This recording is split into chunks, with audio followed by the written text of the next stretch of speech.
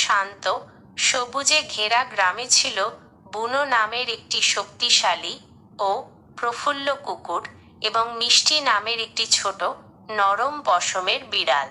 প্রথাগতভাবে কুকুর আর বিড়ালদের মধ্যে কখনো সদ্ভাব থাকে না, কিন্তু বুনো আর মিষ্টির সম্পর্ক ছিল সবার চেয়ে আলাদা। বুনো ছিল গ্রামের প্রধান রক্ষক। তার কাজ ছিল অপরিচিতদের দেখলেই ঘেউ ঘেউ করা। একদিন সে যখন খেলছিল, তখন একটি ঝোপের আড়াল থেকে ছোট মিষ্টি বেরিয়ে এলো। মিষ্টি পথ হারিয়েছিল এবং ভয় পেয়ে মিউ মিউ করছিল। বুনো প্রথমে তার স্বভাব অনুযায়ী ঘেউ ঘেউ করতে যাচ্ছিল, কিন্তু মিষ্টির ভীত চোখ দেখে সে থেমে গেল। বুনো ধীরে ধীরে কাছে গেল, তার লেজটি আস্তে আস্তে নাড়াতে লাগলো।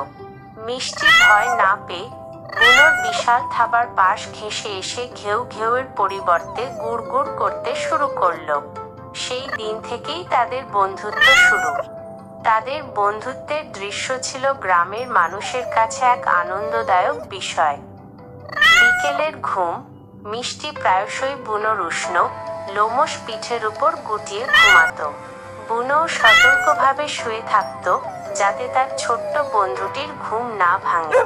খেলার সময় বুনো যখন তার প্রিয় বল নিয়ে ছুটত, মিষ্টি তখন তার পিছন পিছন দৌড়ে গিয়ে বলটিকে আলতো করে থাবা মারত।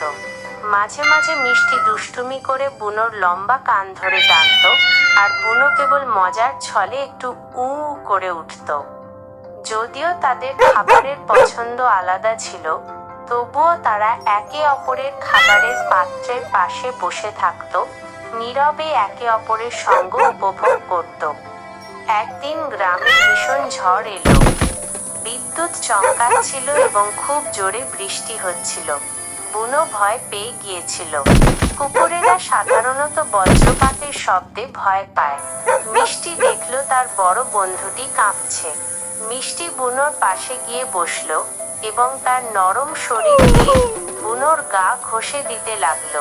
সে অনবরত গুড়গুড় করতে থাকলো, যা এক ধরনের শান্তিদায়ক শব্দ। মিষ্টির শান্ত উপস্থিতি এবং উষ্ণ স্পর্শ বুনোকে সাহস জোগালো। বুনো ধীরে ধীরে শান্ত হলো। সে বুঝলো বিপদে তার পাশে তার বন্ধু আছে।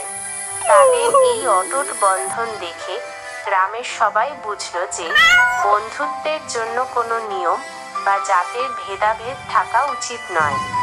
ভালোবাসা এবং বিশ্বাসই আসল বন্ধন তৈরি করে। বুনো আর মিষ্টি সুখে দিন কাটাতে লাগলো।